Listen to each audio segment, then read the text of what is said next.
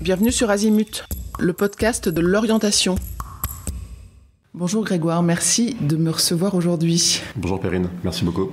Grégoire, j'aimerais bien comprendre pourquoi est-ce que tu as eu tout d'un coup l'idée de créer une nouvelle école alors qu'il y a déjà 20 000 formations envisageables après le bac. Je pense qu'il y a un type d'élève aujourd'hui qui n'a pas de voix. C'est les élèves qui sont très matheux, mais qui veulent travailler dans le monde des affaires. Alors ces élèves, ils sont un peu partagés, ils savent qu'ils aiment les maths puisqu'ils en font en terminale.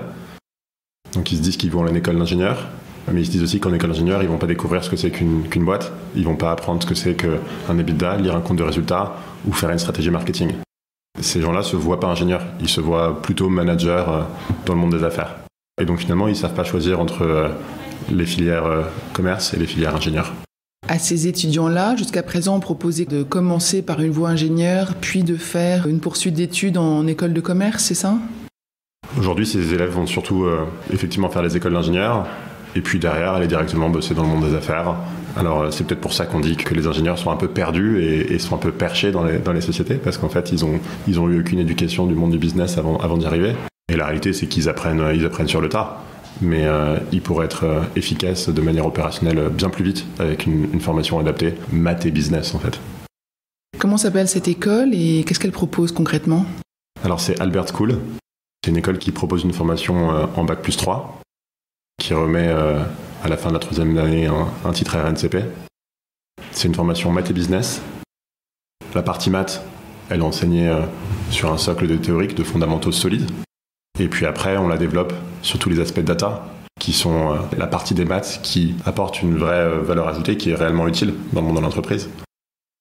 Et la partie business, l'ambition c'est de développer une vision à 360 de l'entreprise chez les élèves, qui comprennent aussi bien les enjeux finance que les enjeux marketing, que les enjeux d'opération, pour faire de ces élèves en fait des futurs cadres dirigeants ou entrepreneurs. Qu'est-ce qui va enseigner ces matières ? Donc on pense que toutes les matières ne doivent pas être enseignées de la même façon. Les matières scientifiques, notamment les mathématiques, je pense qu'elles doivent être enseignées de façon assez rigoureuse, scolaire, avec un professeur et un cursus qui progresse de manière cohérente. Alors que les matières business peuvent être enseignées de manière beaucoup plus hands-on, beaucoup plus opérationnelle, sur des case studies, où en fait on confronte les élèves à des vrais enjeux de vraies sociétés et les intervenants de ces boîtes qui interagissent avec les élèves.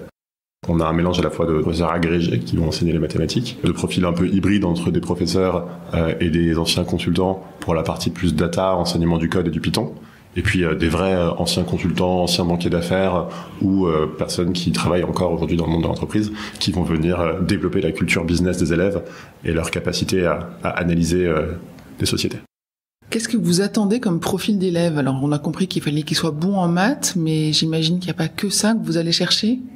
Non, absolument, c'est cette double casquette de vraie appétence pour les mathématiques, donc des élèves qui ont pris l'option maths, mais qui ont aussi une vraie curiosité pour le monde des affaires, pour le monde du business, et qui finalement trouvent ça hyper intéressant de décortiquer LVMH et de comprendre pourquoi finalement LVMH est une société qui existe et pourquoi elle apporte de la valeur, et en quoi elle est différente de la Société Générale ou de Mano Mano ou de Facebook.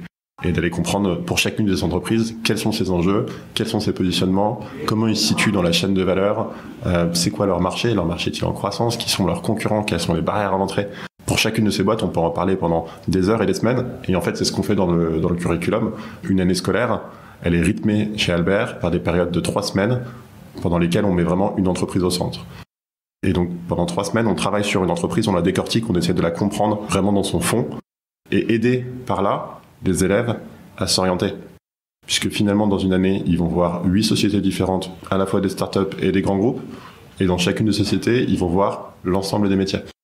Donc l'ambition, c'est que rapidement, les élèves sachent quel genre de secteur ils aiment, quel type de société ils aiment, et quel genre de métier ils aiment. Et que grâce à ça, ils savent un peu plus ce qu'ils veulent faire. Et donc, ils savent pourquoi ils travaillent et ils savent ce qu'ils doivent apprendre. Est-ce qu'il y a des stages qui sont prévus ? Est-ce qu'ils vont aller en entreprise ? Alors, il y a un stage de prévu de 5-6 mois en 3e année. On a des partenariats avec des dizaines de sociétés qui sont demandeurs de nos élèves. Et avant ça, comme j'expliquais, les sociétés en fait vont venir constamment aussi dans l'école. Donc les élèves seront en permanence au contact du monde de l'entreprise. C'est la première promotion qui va commencer en septembre 2022. L'école est à Paris. Les élèves vont pouvoir commencer à postuler. Comment et à partir de quand ? Alors l'école est effectivement à Paris, dans le 10e arrondissement, rue de Paradis, dans un bâtiment de 2500 mètres carrés. Les candidatures ouvrent à partir de la mi-mars et les élèves peuvent candidater directement sur notre site web. Il y a un bouton, vous cliquez sur candidater et puis on vous propose de passer quelques tests en ligne, donc des tests de mémoire et des tests de capacité cognitive qui sont des questions à la fois de logique et puis de mathématiques, mais qui ne nécessitent pas un gros background en mathématiques. Et puis si vous passez ce premier tour, on vous demande vos dossiers scolaires et puis après on vous passe un entretien d'une demi-heure en visio parce que les élèves n'habitant pas à Paris, on ne pourra pas rencontrer tout le monde et on veut garder tout le monde sur un pied d'équité, donc on fera de la visio pour tout le monde. Une fois qu'ils auront intégré, c'est un gros rythme de travail. Vous imaginez que ça soit intensif ? Alors on se situe quelque part entre la prépa et la fac. On est une école d'excellence avec un contenu exigeant, donc les élèves doivent travailler, mais on a l'ambition qu'ils puissent quand même continuer à faire du sport, avoir une vie sociale. Donc ça représentera à peu près une trentaine d'heures de travail en école par semaine, et puis après une quinzaine à une vingtaine d'heures de travail personnel en plus. Est-ce qu'il y a un équivalent à cette école dans le monde ? Le monde est grand, je pense pas qu'il y ait d'écoles réellement similaires. Il y a des points de similarité avec différentes écoles. Si on prend la formation basée sur des cas, on se retrouve un peu sur des MBA à l'américaine, type Harvard Business School et autres, qui aussi sont arrivés en Europe, à l'INSEAD. Si on prend le côté vraiment enseignant des mathématiques, on n'est pas si loin de ce qu'on fait en prépa.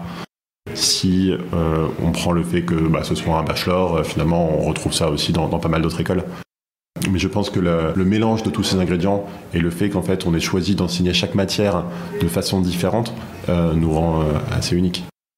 Le nom, Albert School, on imagine qu'il y a un nom de famille qui manque dans cette association, c'est ça ? Absolument. Albert Einstein, qui à la fois est le symbole de l'excellence scientifique, mais aussi était quelqu'un qui avait sa propre vue sur le monde de l'éducation et sa rigidité, en quelque sorte. Albert Einstein a cette phrase qu'on aime bien, « L'éducation, c'est ce qu'il reste quand on a oublié tout ce qu'on a appris à l'école ». On pense que cette phrase, elle est fondamentale et qu'on est là pour faire plus que de juste transmettre du savoir aux élèves. On est là aussi pour développer des hommes et des femmes avec un certain savoir-être.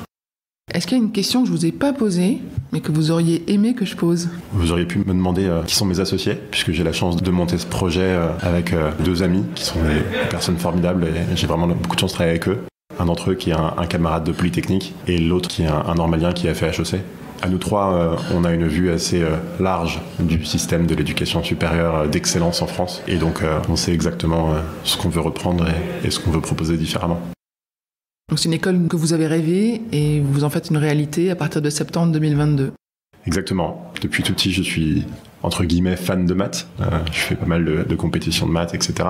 Mais j'ai toujours su que je voulais travailler dans le monde des affaires. Et donc, j'ai jamais vraiment trouvé ma voie dans le monde de l'éducation supérieure. Et donc, voilà. On propose maintenant un parcours pour les élèves comme ça.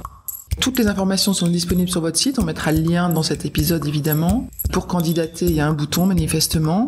Bouton qui sera actif à partir de mi-mars. À partir de mi-mars, très bien. Merci beaucoup. Merci beaucoup. Cet épisode est terminé. À bientôt sur Azimut.